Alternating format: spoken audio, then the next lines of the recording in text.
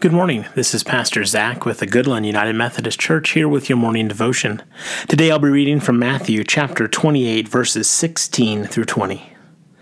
Now the 11 disciples went to Galilee, to the mountain to which Jesus had directed them. When they saw him, they worshipped him, but some doubted. And Jesus came and said to them, "All authority in heaven and on earth have been given to me. Go therefore and make disciples of all nations, baptizing them in the name of the Father, and of the Son, and of the Holy Spirit, and teaching them to obey everything that I have commanded you. And remember, I am with you always, to the end of the age." Reflection on this verse written by Len Woods and Linda Taylor in a book called Once a Day Bible Promises Devotional. They write about this verse.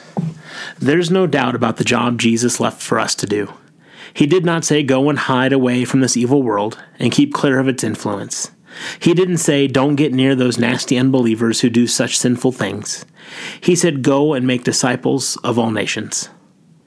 That means stepping out of our comfort zones, whether across the street or around the world, to find people who need to know Christ. They are the ones who need to hear the message. In this life, we'll encounter plenty of unbelievers who need to be reached.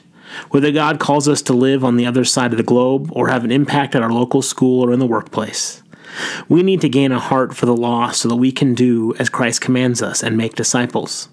We also can be example to others in our concern for the lost and our witness to the people God has placed in our sphere of influence. I think this is something important for us to remember, that we can't just be Christians on Sunday morning or during our Bible study or only around those that we know are believers. Every action, everything we do points back to Christ if we claim Christ as ours. If we think about the things we say, the things we maybe share on social media, the opinions that we express that are clearly meant to be right or wrong, that if you're not with us, you're against us, can do so much damage to our witness of Christ. We need to think about our actions before we do them, and think about how they reflect back to the idea of making disciples. Think about whether that action can help or hurt someone wanting to follow Christ. Are we turning people away before we even know it? Are we living a life inside the church that's different than the one outside the church?